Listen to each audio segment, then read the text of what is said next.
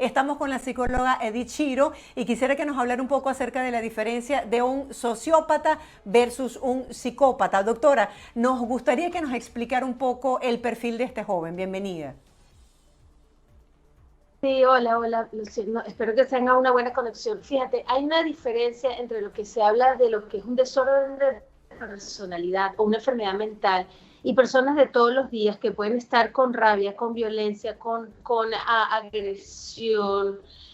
Cuando estamos hablando de un disparo en masa, cuando estamos hablando de matanza en masas, no es con personas que sencillamente porque tienen rabia lo hacen. Aquí estamos hablando de un perfil donde hay un problema psicológico real, donde hay un trauma generalmente de la infancia que crea una serie de heridas que hacen que la persona tenga un desorden de personalidad, generalmente como un psicópata o un sociópata. Estas son personas que no tienen la capacidad de empatía, no tienen la capacidad de conectarse emocionalmente con el otro ser humano que tiene al lado por una serie de razones, no solamente genéticas, sino también principalmente emocionales y de experiencias de vida tempranas que hacen que puedan expresar su dolor y su trauma, trauma temprano de esta manera. Son personas que probablemente están muy desconectadas, muy aisladas a lo largo de su vida, personas que probablemente han sido agredidas y abusadas en su infancia y en su vida en general, y personas que no han tenido muchísimo apoyo y no han tenido muchísima conexión familiar o de amistades a lo largo de su vida. Esta es su manera de conectarse en cierta forma con su propio dolor. Doctora, cuando escuchamos sobre este caso vemos que la mamá es considerada por algunos de los vecinos como con aires de superioridad y su papá como una persona extraña. Ya el joven había hecho una amenaza en el colegio donde estudiaba, sin embargo le vendieron posteriormente un arma y arremetió contra estas personas. En el momento de la grabación del video, una de sus víctimas le dice que por favor no le dispare y él se disculpa y agrede a la persona que está justo al lado. Una persona que arremete de manera tan calculada porque lo planificó todo, lo escribió, lo compartió a través de internet, tiene la capacidad de saber que está haciendo algo malo, tiene la capacidad de sentir eso que llamamos cargo de conciencia. Mira, en el momento cuando alguien está haciendo este tipo de actos, están probablemente en un estado de trance, donde está tan enfocado en su meta, en su propósito, en lo que lleva planificando todo este tiempo, que no necesariamente está conectado con las emociones de empatía, de comprensión, de compasión, de entendimiento de las consecuencias de lo que está pasando. Aquí una de las cosas muy interesantes es que estos chicos, que generalmente son hombres y generalmente son dentro de un contexto de racismo, de xenofobia, de agresión social, ven muchos ejemplos de otras personas que han hecho este mismo matanza en masas como ejemplos y como role models, como ejemplos de cómo, qué seguir y qué hacer para ellos repetir este tipo de comportamiento. Entonces yo creo que hay un entendimiento muy claro de cuáles son los pasos, qué es lo que tienen que hacer, cómo lo van a hacer, cómo lo han hecho en ocasiones anteriores, Columbine, Sandy Hook, Parkland, que los ven como casi como héroes y decir, bueno, si ellos lo pudieron hacer, yo lo puedo hacer también, y como ellos lo hicieron nosotros, y lo van estudiando en cierta forma para poder repetir este tipo de actos. Esto está dentro de un contexto político, dentro de un contexto social, ¿no? Sí, yo cuando estaba viendo las declaraciones, se decía que cuando él hizo una exposición en el colegio, admiraba a Hitler, tenía una posición bastante drástica, bastante cerrada y de supremacía del blanco sobre el afroamericano. Cuando él decidió elegir esta población fuera de su contexto habitual, donde el 95% de la población era blanca, donde él vivía, viaja 3 horas para dirigirse a esta población de afroamericanos, demuestra un odio racial. Con ese odio se vive desde la infancia, sería inculcado por los padres. O sea, ¿de dónde nace el odio racial? Los estudios de psicología han demostrado que el racismo, el antisemitismo, la xenofobia, el rechazo a alguien diferente, ya sea por su raza, por su género, por su religión, es una conducta aprendida. Hemos visto a lo largo de los estudios psicológicos que los niños no nacen con este tipo de comportamientos, que estos son valores, creencias, aprendizajes que se van aprendiendo, absorbiendo y digiriendo a lo largo de la vida, probablemente en las casas, en las escuelas, en las comunidades, donde el mensaje es muy claro de rechazo, de odio, de agresión, donde hay como una especie de entrenamiento mental y psicológico a qué es aceptable y qué es rechazado.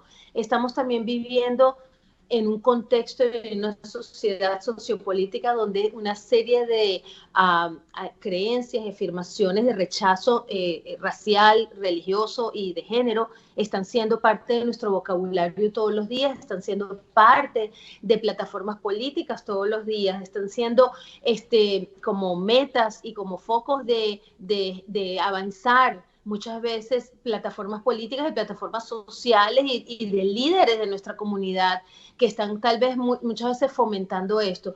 Estoy segura que personas así crecen alrededor con adultos que les van enseñando este tipo de comportamientos y van inculcando una serie de odios que no solamente a través de la palabra, sino a través también de las experiencias. Un niño que ha sido rechazado, un niño que ha sido maltratado, un niño que ha sido abandonado y ha tenido padres negligentes, expresa su rabia y su odio muchísimas veces con violencia, con maltrato, con abuso, porque eso es lo que ha aprendido y lo que ha vivido. Entonces, más bien es una responsabilidad social poder educar a nuestros hijos con comprensión, con amor y con tolerancia a lo que es diferente.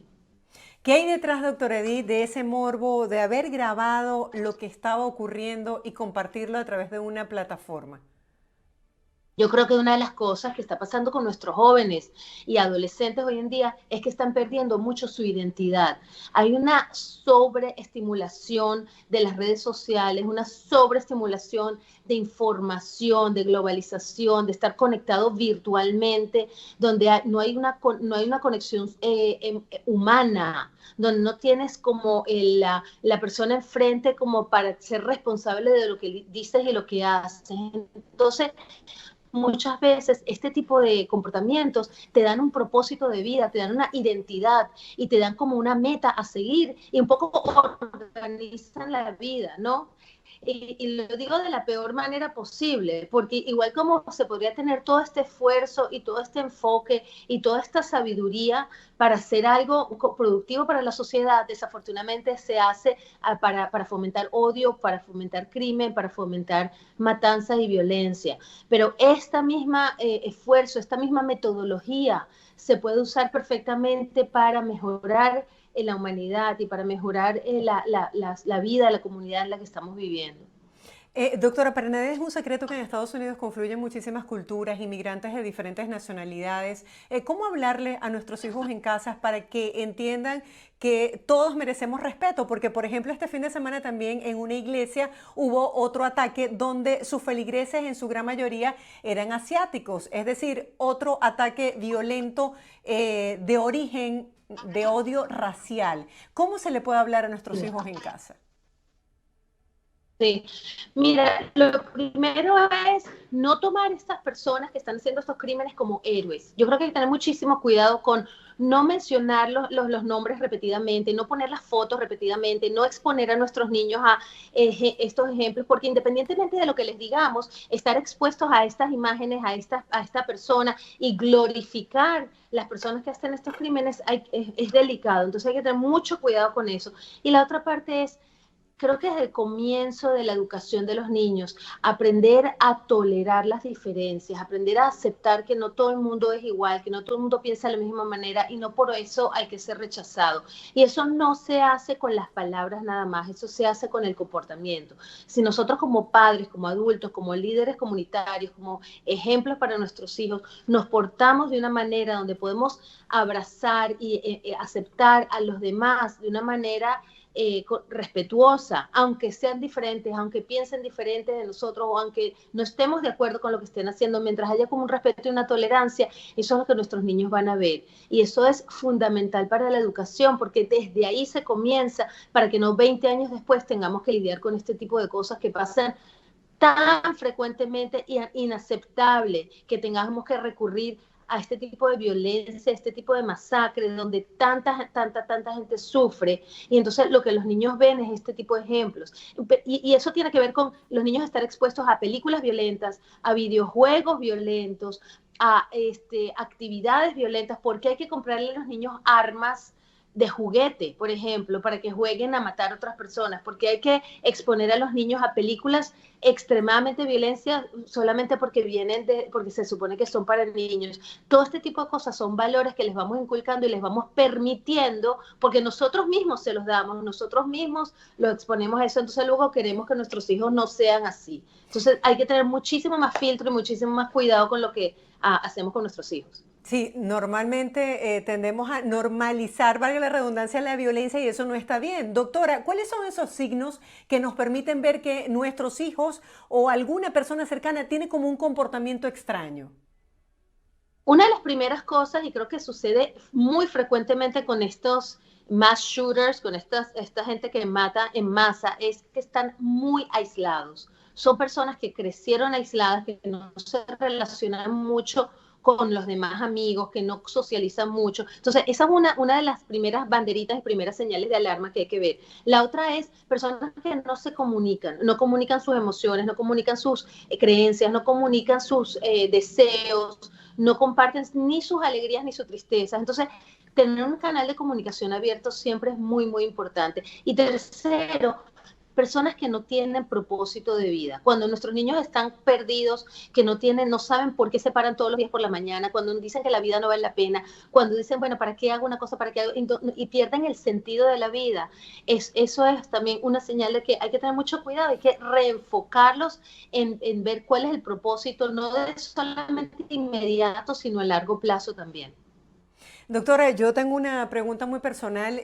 Tengo amigos que han vivido en Wisconsin, en Indiana, en Carolina del Norte, y me dicen que el clima muchas veces frío o lo distante de una vivienda de la otra no permite como la posibilidad de socializar con los vecinos. De pronto tú no sabes quién es la persona que tienes al lado, no se dan esos encuentros fortuitos. ¿Tendrá que ver el hecho de esta cultura americana, de esa soledad, que no se propician estos encuentros amables, a diferencia de pronto la cultura latina, donde todos saludamos con mucha frecuencia a la persona de al lado e interactuamos y tenemos como el sol del trópico que nos hace cambiar nuestro estado de ánimo? ¿Tendrá algo que ver en estas conductas?